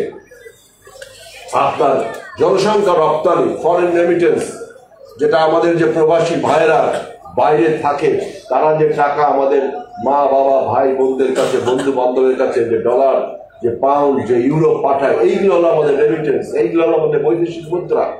এই টাকা হলো আমাদের সেকেন্ড বিদেশি আয়ের সোর্স। এই যে বিদেশে যে মানুষ যেতে পারে, সেখানে কর্মসংস্থান করতে পারে। আগে মানুষ যেত পালিয়ে, আগে মানুষ যেত অনেক সংগ্রাম করে। আমি এরকম অনেক গল্প শুনেছি যে প্রেসিডেন্ট জিয়াউর রহমানের আগের জামানায় যারা বিদেশে যেত, আমি যখন বিদেশে যাই তখন এই গল্পগুলো শুনি যে কত কষ্ট করে যেতে হতো, অবৈধভাবে অন্যায়ভাবে যেত, সেখানে সংগ্রাম করতে হতো। প্রেসিডেন্ট জিয়াউর রহমান মধ্যপ্রাচ্যের দেশগুলোতে প্রথম নেগোসিয়েশন করলেন যে আমাদের দেশ থেকে দক্ষ এবং অদক্ষ দুই জনশক্তি দিতে হবে, এবং এই জন্য তিনি জনশক্তি অধিদপ্তর তখন তিনি খুলেছিলেন। এবং বাংলাদেশ থেকে প্রথম তিনি ৬,০০০ কর্মী পাঠালেন বৈধ উপায়ে কুয়েতে। এবং আপনার সৌদি আরব, আরব আমিরাত, বাহরাইন, এইসব অঞ্চলে এই যে সমস্ত আপনি বিল্ডিং গুলো দেখেন তৎকালীন আমলে, এইসব বিল্ডিং গুলো তৈরি করবার জন্য প্রেসিডেন্ট জিয়াউর রহমান এদেশের রাজমিস্ত্রিদেরকেও সেখানে পাঠিয়েছিলেন। এইভাবে যাওয়া। এবং আরেকটা সবচেয়ে বড় জিনিস, আপনার এখন যেটা বলা হয় যে ব্রেন ড্রেইন, অর্থাৎ আমাদের মেধাবী সন্তানদেরকে ওই দেশে যারা চলে যায় তারা আর আসে না, অর্থাৎ আমাদের ব্রেনটাকে আমরা ড্রেন করে দিচ্ছি। প্রেসিডেন্ট জিয়াউর রহমান প্রথম বাংলাদেশের ছেলেরা, ছাত্ররা যাতে বাইরে যে আপনার উচ্চশিক্ষা অর্জন করতে পারে, এবং সেই উচ্চশিক্ষা করানোর জন্য যে টাকা, সেটা আমাদের সরকার তখন অত বড় হচ্ছে না, কারণ ওই সব দেশ যাতে স্কলারশিপ দেয় আমাদের ছেলেদেরকে, এই ব্যবস্থাও তিনি সেই সব দেশে একজন রাষ্ট্রদূতের যে দায়িত্ব, সেই দায়িত্ব তিনি পালন করতেন। তিনি 24/7 কাজ করতেন প্রেসিডেন্ট জিয়াউর রহমান। প্রেসিডেন্ট জিয়াউর রহমানের এই যে কর্মময় জীবন, এই কর্মময় জীবনকে লক্ষ্য করে একজন বিখ্যাত ব্যক্তি বলেছিলেন যে every saint has a past, অর্থাৎ প্রত্যেক ভালো ব্যক্তি, সেন্ট মানে যাজক, যারা খ্রিস্টান ধর্ম জানেন, every saint has a past, অর্থাৎ তাকে সেন্ট হিসেবে তোলা করছে প্রেসিডেন্ট জিয়াউর রহমানকে, একজন ইউরোপিয়ান ভদ্রলোক। তার একটা অতীত আছে, প্রেসিডেন্ট জিয়াউর রহমানের যে অতীত, সে অতীতটাকে নিয়েই কিন্তু আমরা এখনো বেঁচে আছি, তার সমস্ত কর্ম। সেজন্য একজন ইউরোপিয়ান আপনার রাজনৈতিক ভাষ্যকার বলছেন যে every saint has a past, পাশাপাশি বলছেন and every sinner has a future. একজন পাপী যদি কি হয়, যদি খারাপ লোক হয়, তার একটা ভবিষ্যৎ আছে। অর্থাৎ ভালো লোকের আছে পাস্ট আর খারাপ লোকের আছে ভবিষ্যৎ। আপনারা দেখছেন যে 5ই আগস্টের গণ অভ্যুত্থানের পরে অতীত এবং তার ভবিষ্যৎ কতটুকু আপনারা সবাই দেখছেন। যারা পাপী তাদের ভবিষ্যৎ, কারো মূর্তি ভাঙছে, কেউ পালিয়ে যাচ্ছে, তাই না? আমাদের নেতার নাম আপনারা জিয়া আন্তর্জাতিক বিমানবন্দর থেকে সাইনবোর্ড টাঙিয়ে ফেলেছিলেন, কিন্তু আমাদের অন্তর থেকে, জনগণের অন্তর থেকে জিয়াউর রহমানের নাম লিখে ফেলতে পেরেছিলেন। এই জন্য বলেছেন সেই ইউরোপিয়ান ভদ্রলোক যে every saint has a past. যেমন অতীত কর্মকাণ্ড মানুষের অন্তর থেকে তাকে নিচে ফেলতে পারে, আর এভরি সিনার, প্রত্যেকটি পাপী হ্যাজ এ ফিউচার, তার একটা ভবিষ্যৎ আছে। এই জন্য মূর্তি ভাঙা হয়, কেউ পালিয়ে যায়, তাই না? আজকে যারা দেখেন প্রেসিডেন্ট জিয়াউর রহমানের 1977 সালের গণভোট রেফারেন্ডাম নিয়ে অনেকে অনেক কথা বলেন। গণভোট নিয়ে তাকে বলেন না, পৃথিবীর এমন কোন দেশের ডেমোক্রেসি নেই, গণতন্ত্র নেই যে দেশে গণভোট নেই। এই গণভোটের প্রবর্তন প্রেসিডেন্ট জিয়াউর রহমান করেছিলেন এবং তার জন্য অনেক সমালোচনা তাকে আজও শুনতে হয়। আমরা ঠিক মতো উত্তরটা দিতে পারি না যে গণভোট, গণতন্ত্রের কত বড় বিউটি। আজকের সরকার এসে এই বর্তমান যে অন্তর্বর্তীকালীন সরকার এসে আমাদের 31 দফায় গণভোট রয়েছে, প্রেসিডেন্ট জিয়াউর রহমানের প্রবর্তিত গণভোটকে এখন ইন্ট্রোডিউস করতে হচ্ছে সংবিধানে। অর্থাৎ প্রেসিডেন্ট জিয়াউর রহমান 1977 সালে যা চিন্তা করেছেন, আজকে আপনি এসে তাই চিন্তা করছেন। অর্থাৎ প্রেসিডেন্ট জিয়াউর রহমান থেকে, তার থিঙ্কিং হাইট থেকে আমরা কত পিছিয়ে রয়েছি সে দেখে আমি, অনেকে বলেন যে গণভোট, রেফারেন্ডাম, আপনি একটা মতামত, আপনি একটা আইন পাশ করবেন দেশে, এই জন্য অনেক বিতর্ক তৈরি হচ্ছে। ঠিক আছে, বিতর্ক দরকার নেই, জনগণ যেহেতু জনগণের ক্ষমতায় মালিক, জনগণ কি বলে, জনগণের কাছে ভোট। দেখেন পৃথিবীর সবচেয়ে বড় ডেমোক্রেসি হলো আপনার ইংল্যান্ডে, ওয়েস্টমিনস্টার ডেমোক্রেসি যাকে বলা হয়। সেইখানে আপনার ব্রেক্সিট যারা পরে জানেন যে ইংল্যান্ড ইউরোপীয় ইউনিয়নের মধ্যে থাকবে কি থাকবে না, এইটা নিয়ে ইংল্যান্ডের দুটো রাজনৈতিক দলের মধ্যে অনেক মতপার্থক্য শুরু হলো। ডাইরেক্ট গণভোটে চলে গেল, জনগণ কি বলে। তৎকালীন ইংল্যান্ডের সরকার, এই যে ক্যামেরুন সরকার খুব সম্ভব, সে চাইছিল যে আমরা ইউরোপীয় ইউনিয়নের মধ্যে থাকি, কিন্তু জনগণ ভোট দিল যে না, আমরা লন্ডন, আমরা ব্রেক্সিট মানে আমরা এক্সিট করব এই ইউরোপীয় ইউনিয়ন থেকে, আমরা এখানে থাকবো। ভোটে হেরে গেল, গণভোটে একটা মতামতের ভোট। এখানে কিন্তু প্রেসিডেন্টের রেজিগনেশন বা প্রাইম মিনিস্টার রেজিগনেশনের ব্যাপার ছিল। জনগণের এই আকাঙ্ক্ষাকে, জনগণের এই প্রত্যাশাকে প্রধানমন্ত্রী বুঝতে পারেনি বলে তিনি পদত্যাগ করলেন। কত মানে বড় মনের পরিচয় দিলেন। প্রেসিডেন্ট জিয়াউর রহমান এই বিধানকে চালু করেছেন 77 সালে, যে তিনি যে সমস্ত কাজ 77 সাল পর্যন্ত করেছিলেন, 76-75-এর 7ই নভেম্বর থেকে 77 সাল পর্যন্ত যেই কাজগুলো তিনি করেছিলেন তার সমর্থন জনগণের উপর আছে কিনা, এই জন্য তিনি হানা ভোটের আয়োজন করেছিলেন। এই হানা ভোটকেই বলা হয় গণভোট। এই গণভোট প্রত্যেকটা আপনার দেশে এর একটা বিউটি আছে, কিন্তু সেটা আজকে আমরা আপনার আমাদের সংবিধানে ইন্ট্রোডিউস করলাম। আরেকটি ইম্পর্টেন্ট কথা, আপনারা যারা ইউরোপে গেছেন সবাই ইউরোপীয় ইউনিয়নের নাম শুনেছেন, যে ইউরোপের 27টা দেশ সেনজেন ভিসায় যারা যান দিয়েছে, এক দেশে ঢুকলে সব দেশে ভ্রমণ করা যায়, তাই না? এবং একটাই কারেন্সি ইউরো, একই টাকা। আপনি হল্যান্ডে যাবেন যে টাকা, আপনি সুইডেনে যাবেন সেই টাকা, জার্মানিতে যাবেন সেই একই টাকা, এবং কোনো ভিসা লাগছে না, নো ভিসা রিকোয়ার্ড, তাই না? শুধুমাত্র সুইজারল্যান্ডের টাকাটা আলাদা, ইউরোর সাথে মিলেন না। এইভাবে ইউরোপ আজকে কত উন্নত, বিশেষ করে অর্থনৈতিকভাবে জায়ান্ট হয়ে গেছে, যে এতগুলো দেশ, 27টা দেশ ঐক্যবদ্ধ। রোমানিয়া, হাঙ্গেরিয়া গরিব দেশ, সেই সব দেশ বড়, ওদের ইউনিয়নের যে বড় বড় দেশ, তাদের সাহায্য সহযোগিতায় তাদেরও রাস্তাঘাট, স্কুল, কলেজ সবকিছু উন্নত, জীবনটা উন্নত হয়ে গেছে, সবাই ঐক্যবদ্ধ থাকার কথা। প্রেসিডেন্ট জিয়াউর রহমান প্রথম এই স্বপ্ন দেখলেন সার্কের, South Asian Association of Regional Council, আমাদের এই সার্কের 7টি দেশ, অর্থাৎ দক্ষিণ এশিয়ার 7টি দেশকে তিনি ইউর মতো, ইউরোপীয় ইউনিয়নের মতোই তিনি এই 7টি দেশকে সেই আপনার 80 সালের দিকে, 78-80 সালের দিকে কল্পনা করলেন যে আমরা ইউরোপীয় ইউনিয়নের মতো আমরা আমাদের দক্ষিণ এশিয়া, তখন ইউরোপের চিন্তা ভাবনা চলছে, পার্লামেন্ট হয়েছে কেমন ওইভাবে গঠন হয়ে প্রেসিডেন্ট জিয়াউর রহমান তখন চিন্তা করছে আমার এখানে হবে এরকম এই সার্কের মতো 7টি দেশ, এখন অবশ্য 8-9টি দেশ হয়ে গেছে সার্কে। এই সার্কে তিনি স্বপ্নদ্রষ্টা ছিলেন, উদ্যোক্তা ছিলেন যে আমরা যদি সার্ক গঠন করি আমরা ইউরোপের মতো বড় লোক হয়ে যাবো একে অপরকে সহযোগিতা করে। কিন্তু নানান কারণে, নানান রাজনৈতিক প্রতিবন্ধকতায়, বিশেষ করে প্রতিবেশী রাষ্ট্রের যে আধিপত্যবাদের কারণে এই সার্ক এখনো আপনার পুরোপুরি ফাংশন করেনি। ইনশাআল্লাহ যদি প্রেসিডেন্ট জিয়াউর রহমানের আদর্শ, প্রেসিডেন্ট জিয়াউর রহমানের রাজনীতি বাংলাদেশে টিকে থাকে, তাহলে ইনশাআল্লাহ সার্কের মাধ্যমে আমরা আমাদের আঞ্চলিক সহযোগিতার মাধ্যমে আমরাও এশিয়ার একটি শক্তিতে পরিণত হব ইনশাআল্লাহ। এখন আমি আপনাদের কাছে অনুরোধ করব যে আমাদের যে অন্তর্বর্তীকালীন সরকার, আপনারা দেখেছেন যে সংস্কার প্রস্তাবগুলো দিয়েছে, বিশেষ করে নির্বাচনের পূর্বে এই সংস্কার প্রস্তাবগুলো 8টি সংস্কার প্রস্তাব এ পর্যন্ত আমাদের সরকারের কাছে জমা করেছে।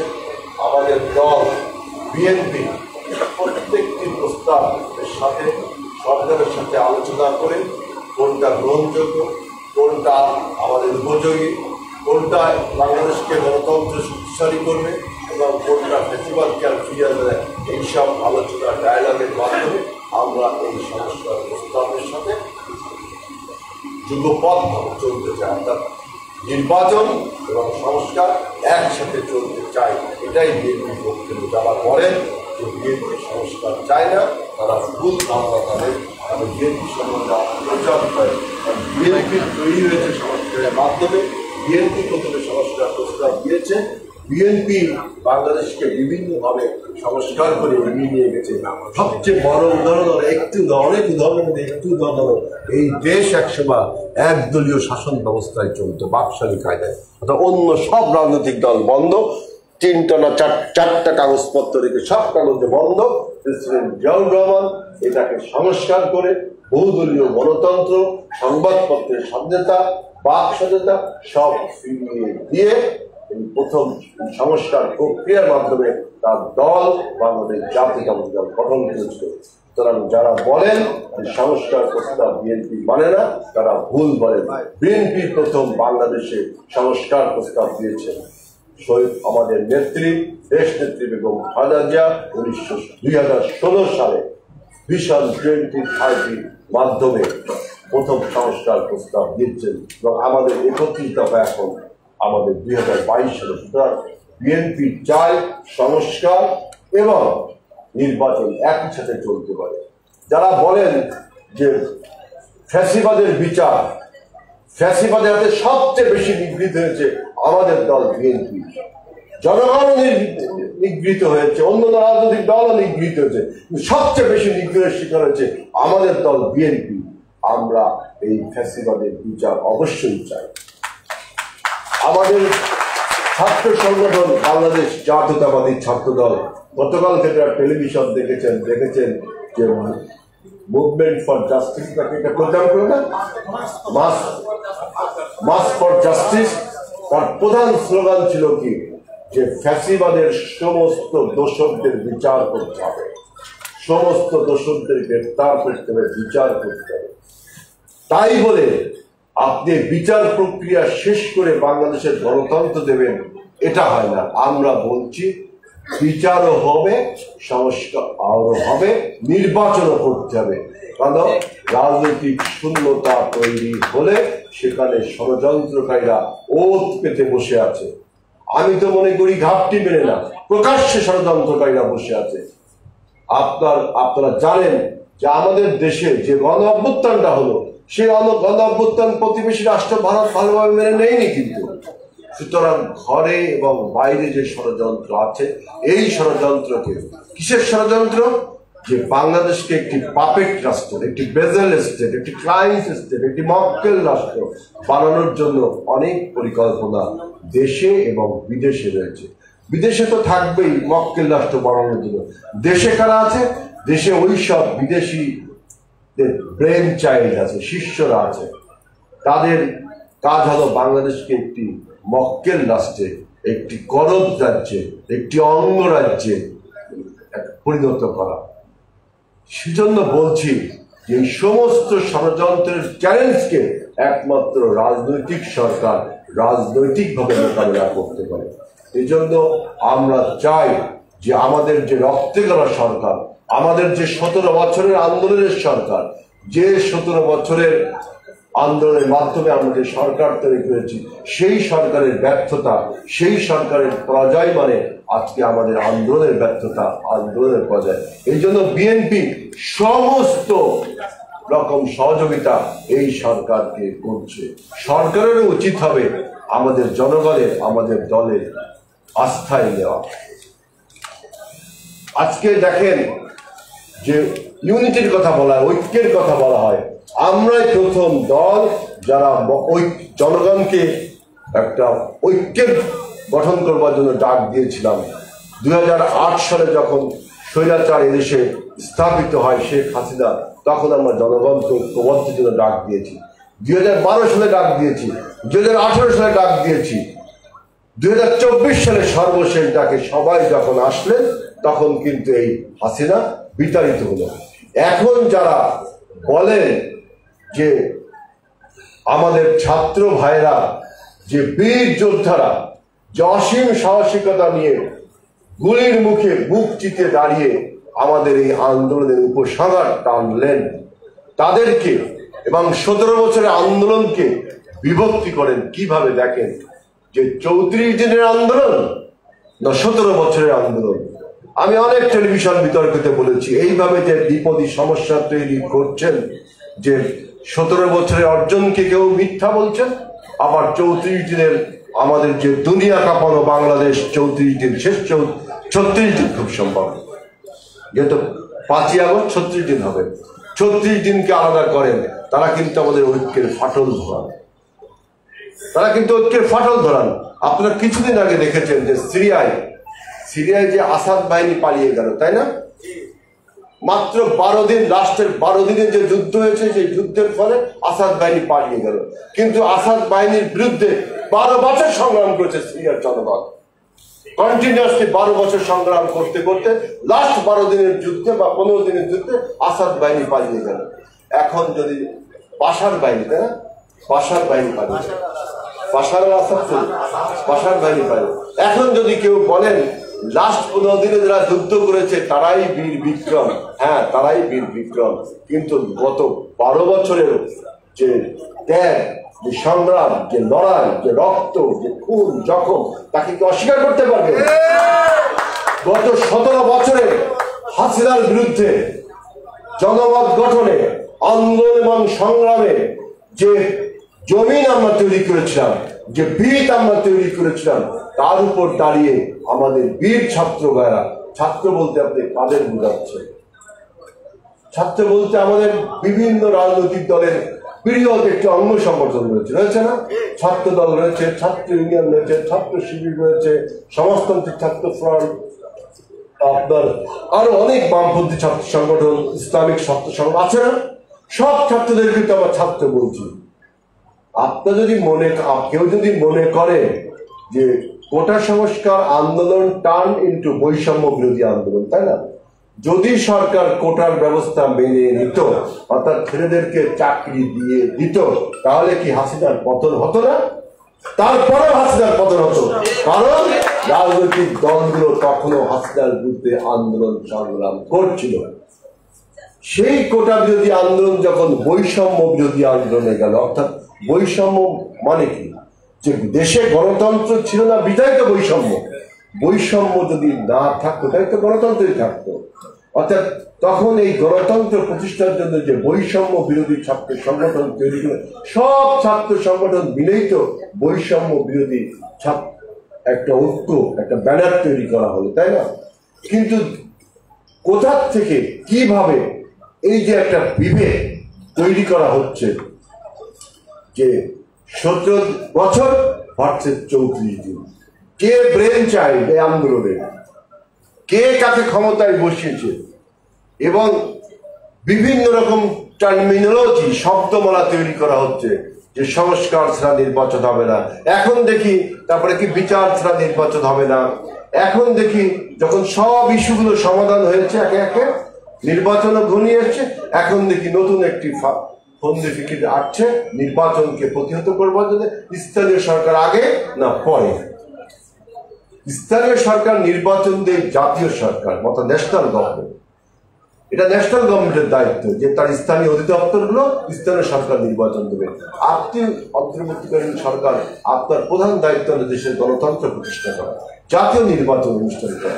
স্থানীয় সরকার নির্বাচনের যত লেয়ার, আপনার জেলা পরিষদ নির্বাচন, উপজেলা পরিষদ নির্বাচন, ইউনিয়ন পরিষদ নির্বাচন, এতগুলো নির্বাচন করার সক্ষমতা কি আপনার আছে? সেই পারফরমেন্স কি গত 5 বছর আমরা পেয়েছি? এটা একটা বিতর্ক। সেই পারফরমেন্স কি আমরা পেয়েছি? প্রধান যে দায়িত্ব, আপনার উপর যে দায়িত্ব দেওয়া হয়েছে, যে দায়িত্বের আপনি বহন করার মতো এখনো যোগ্য হয়ে ওঠেননি, অথবা যে দায়িত্ব আপনাকে দেওয়া হয়নি, সেই দায়িত্ব পালন করতে যান কেন? আর কারা বলছে এটা? আপনি দেখুন যে সংস্কার ছাড়া নির্বাচন হবে না, সংস্কার ছাড়া নির্বাচন হবে ভয়াবহ। তারপরে বলছে বিচার করতে হবে, তারপরে বলছে কে মাস্টার মাইন্ড, তারপরে বলছে 17 বছর ভার্সেস 34 দিন। এই যে দ্বিপদী সমস্যাগুলো কারা তৈরি করছে? আপনি দেখেন যে বাংলাদেশের ইতিহাসে সবচেয়ে ন্যাক্কারজনক ইলেকশন হয়েছে 2008 সালের 30 ডিসেম্বর, যে নির্বাচনের ফলে একটি 17 বছরের ফ্যাসিবাদ তৈরি হয়েছিল, এবং সেই ফ্যাসিবাদকে আপনার উচ্ছেদ করতে কত রক্ত, কত খুন, জখম, সংগ্রাম করতে হলো, কত মানুষ গুম হয়ে গেল, তাই না? সেই সমস্ত ব্যক্তিরা যারা 2008 সালের মতলববাদী নির্বাচনের সাথে জড়িত ছিল, তারাই দেখবেন এই কথাগুলো তুলছে। সুতরাং আমরা যারা রাজনীতি করি, আমাদের বুঝতে বাকি নেই যে কোন জন্য আপনারা এই সমস্ত নির্বাচনকে প্রতিহত, নির্বাচনের মুখোমুখি দাঁড় করিয়ে দিচ্ছেন বিভিন্ন শব্দমালা। এই জন্য দেখবেন বাংলাদেশের সব রাজনৈতিক দল এখন নির্বাচনের ব্যাপারে ঐক্যমতে পৌঁছেছে। সুতরাং সেই নির্বাচনী হাওয়া বইতে শুরু করেছে। নির্বাচন, সংস্কার, বিচার সবই একসাথে হবে ইনশাআল্লাহ, সেই প্রত্যাশা জানিয়ে এবং শহীদ প্রেসিডেন্ট জিয়াউর রহমানের এই জন্মদিনে উপলক্ষে আমাদের খুলনা স্টেডিয়ামে আজকে আপনারা জানেন যে 1 জানুয়ারি ছাত্রদলের প্রতিষ্ঠা বার্ষিকী, সেখানে আমাদের একটা ফুটবল টুর্নামেন্ট, আন্তঃ কলেজ ফুটবল টুর্নামেন্ট হয়েছিল। সেই টুর্নামেন্টে যে 2টি দল আপনার ফাইনালে পৌঁছেছে, তাদের খেলাটি অনুষ্ঠিত হবে আজকে খুলনা স্টেডিয়ামে, এবং সেই খেলায় আমাদের ছাত্র বিষয়ক সম্পাদক 3টায় রকিবুল ইসলাম বকুল সহ আমরা সবাই উপস্থিত থাকবো। আর একটি সংবাদ আপনাদের দিতে চাই, আজকে কিন্তু আমাদের এই মহানগরীর সাধারণ সম্পাদক শফিকুল আলম তুহিনের জন্মদিন। এই জন্মদিনে আপনাদের সবাইকে ধন্যবাদ।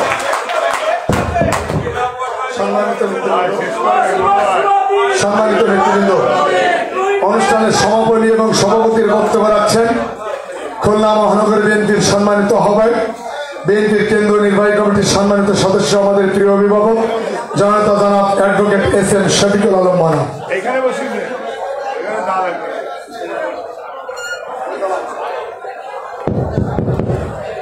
বিসমিল্লাহির রহমানির রহিম। শহীদ জিয়ার 89তম জন্মদিনে খুলনা মহানগরী ও জেলা বিএনপি আয়োজিত আজকের আলোচনা সভার সম্মানিত প্রধান অতিথি আমাদের প্রিয় নেতা আজিজুল বাড়ি হেলাল, আমাদের প্রিয় নেতা বাবু জয়ন্ত কুমার কুন্ডু, মহানগরী সদস্য সচিব এবং মহানগরী জেলা বিএনপির আহ্বায়ক মনিরুজ্জামান মন্টু, মহানগরী সদস্য সচিব এবং মহানগরী যুগ্ম আহ্বায়কবৃন্দ, বিভিন্ন থানার নেতৃবৃন্দ, বিভিন্ন অঙ্গ সহযোগী সংগঠনের নেতৃবৃন্দ, প্রিয় ভাই বোনরা, আসসালামু আলাইকুম।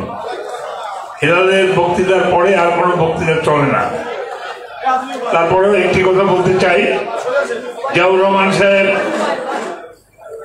তার জীবনী হলো অনেক বড় ক্যানভাস। এই ক্যানভাসে যদি আপনি ছবি আঁকতে যান, যদি আলোচনা করতে যান, দীর্ঘ সময়ের প্রয়োজন। দীর্ঘ সময় ছাড়া এর আলোচনা সম্ভব না। আজিজুল বাড়ি হেলাল তার বিভিন্ন দিক নিয়ে আলোচনা করেছেন। আমি একটি কথা বলবো, জিয়াউর রহমান সাহেবের সাথে রাজনীতি করেছি। তো ওনার সময় হেলালদের এলাকার এমপি ছিলেন জিয়াউদ্দিন পল্টু সাহেব। উনি একদিন আমাকে ডেকে বললেন, জিয়াউর রহমান সাহেব বিদেশে লোক পাঠাবেন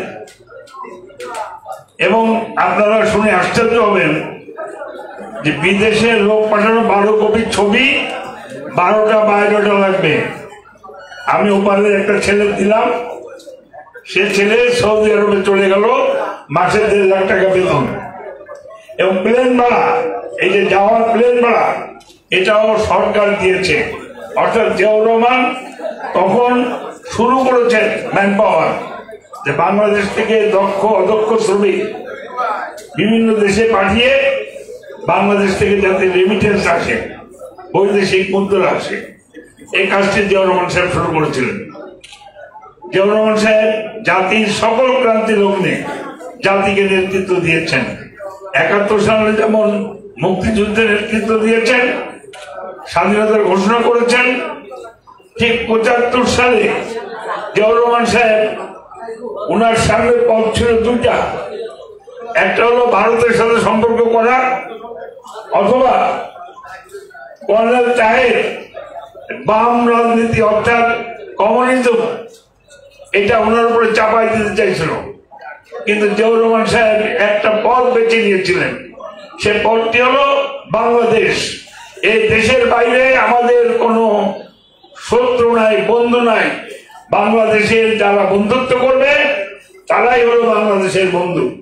জিয়াউর রহমান সাহেবের এই বৈদেশিক নীতির কারণে আমরা তখন আন্তর্জাতিকভাবে বাংলাদেশ জাতিসংঘ নিরাপত্তা পরিষদে জাপানের মতো দেশকে হারিয়ে বাংলাদেশ নিরাপত্তা পরিষদের সদস্য হয়েছিল।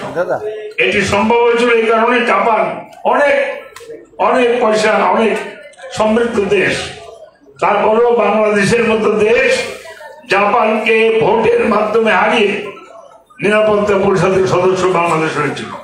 আমরা মনে করি আমরা সেই নেতার দল করি। আজকের প্রেক্ষাপটে এখনো পর্যন্ত শহীদ জিয়ার আদর্শ আমরা এখনো পুরোপুরি বাস্তবায়ন করতে পারি নাই। শহীদ জিয়ার স্বপ্ন দেখেছিলেন একটি গণতান্ত্রিক এবং বাংলাদেশের সকলের মতামত প্রকাশের অবাধ স্বাধীনতা, সেই কাজটি আমাদেরকে করতে হবে। দেশ নায়ক তারেক রহমানের নেতৃত্বে আমরা সেই কাজটি করব। আমরা সবাই ঐক্যবদ্ধ থাকবো।